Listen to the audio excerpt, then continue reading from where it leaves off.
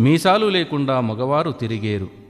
మారెమ్మ అనగా ఆటలమ్మలు, స్ఫోటకములు మనుజులను మట్టుపెట్టేను. కోనసీమలో కలతలు పుట్టేను. సుఖవ్యాధులు ప్రబలిపోయేను.